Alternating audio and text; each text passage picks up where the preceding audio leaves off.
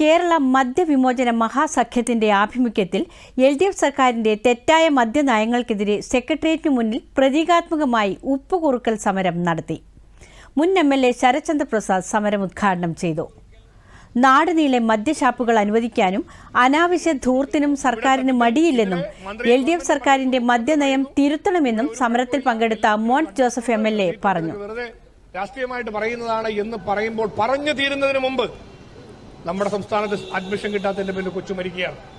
മദ്യശാലകൾ ഇവിടെ തുടങ്ങുകയില്ല എന്ന് പറഞ്ഞ് നൂറുകണക്കിന് മദ്യശാലകൾ കേരളത്തിൽ തുടങ്ങുകയാണ്.